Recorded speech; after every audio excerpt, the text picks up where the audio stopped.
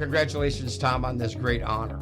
For years, you have been the rock in radio that the Upper Peninsula was built on. Tom, congratulations on this well-deserved recognition.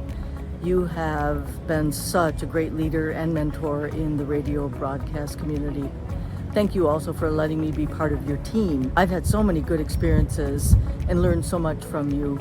I just want to congratulate you on your selection to the Michigan Broadcasting Hall of Fame. I mean, obviously we go back a long way, and your voice and Joe Blake, and probably the most dynamic duo in college hockey, and your involvement not only with Northern Michigan, but the Upper Peninsula.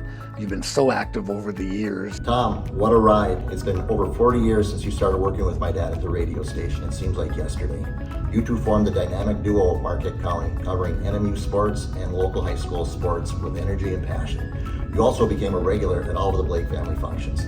So much so that it became evident to all of us, all 9 Blake siblings, that we acquired a brother along the way because it was obvious that my parents loved you like a son. During the 40 years that I've had the relationship with Q107, I've watched Tom grow, and I've watched him become the leader of a great service to the community on the Upper Peninsula. Hey Tom, Dave Magnum, your Q107 program director from 1987 through 1989. Congratulations on your induction into the Michigan Broadcasters Hall of Fame. Congratulations from all of your Blake siblings on your induction into the Michigan Association Broadcasters Hall of Fame. Congratulations. Good job. I'm proud of you. We're so proud of you. We love you, Grandpa.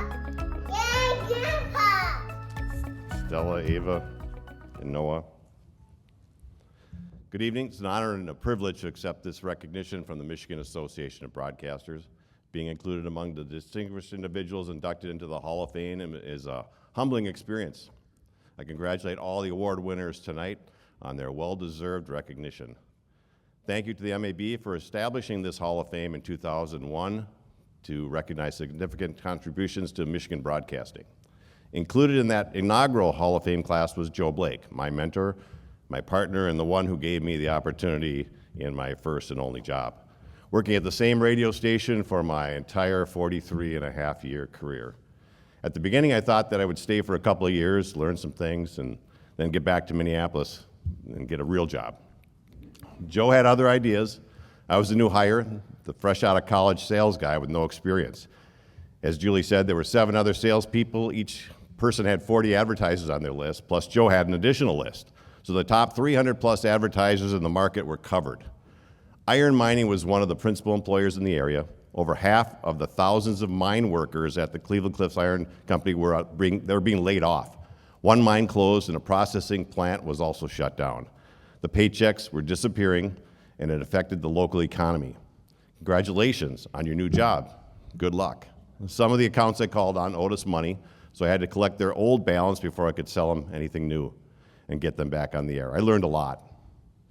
Joe Blake gave me lots of opportunities to learn and grow. He was the play-by-play announcer for Northern Michigan University hockey for 19 years, and he gave me the chance to be the color commentator for those broadcasts, so I was able to travel the country.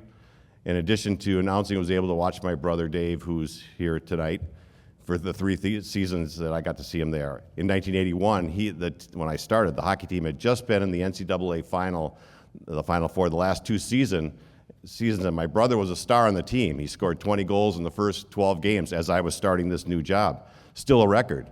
Now I was his brother, and I walked in to see all those business owners who had closed doors on others, and they started welcoming me in because my brother was the star on the hockey team. And that's the way I went. I returned the favor to Dave years later when he was working at the station. I was calling on the Ramada Inn to see Cindy for marketing. She was in charge of the advertising. For some reason, I couldn't deliver something to her, bring something over to her, so I said, Dave, you go do it. And so he went in there, and that was the first time the two of them met, and they just celebrated their 36th wedding anniversary last week.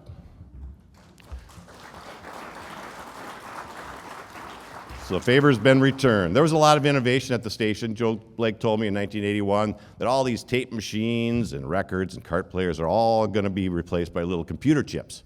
He saw the future, and we were the first station in Michigan to have our studios play all the music and commercials from the hard drive of a computer. The computer had 3 separate 3 gigabyte hard drives that were meshed together. The music had to be compressed and squeezed to fit. We embraced cell phones, those big block cell phones to broadcast in the early days. Jim Koski from the station did a live broadcast in a charity walk. He ordered a pizza from Domino's and had it delivered to him while he was on the walk, just to prove what we could do. He's one of those big clunky high brick cell phones, the huge brick ones. My brother had a cordless mic during the hockey games. It would roam the arena to give a different perspective on the game. Nobody was doing that in 1985. He would get behind the net, report on a goal. He was in the penalty box. He'd hold the mic up to the referee when they called a penalty on him. And he would even follow an injured player into the trainer's room in the locker room and report on the injury live on the air. That never happens today, right, Will? It was a different time, and success is rarely achieved alone. Throughout this broadcasting journey, there's been a strong support system for me.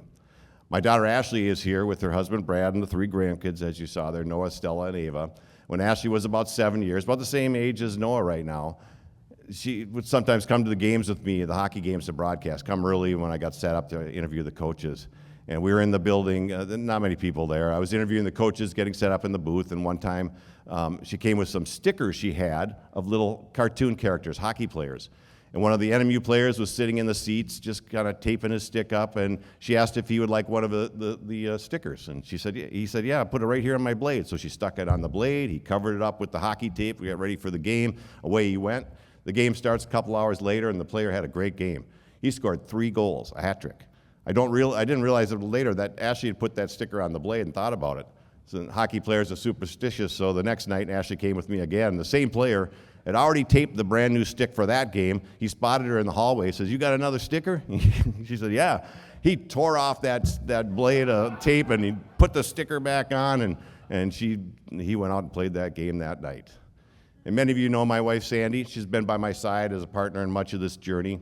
She's loved every minute of it. When COVID kind of shut the world down, we were broadcasting high school sports and added video to the mix with a Facebook Live broadcast, and I needed someone to do the camera because I do the play-by-play on the radio, and the same feed would go on Facebook Live. And the last couple of years, Sandy would run that camera and keep track of everything, and we were doing a football game out of town. Sandy was diligently working the camera, and I was busy with the play-by-play, and only in the UP do you have people watching and listening to the game that also have the cell number of the announcer.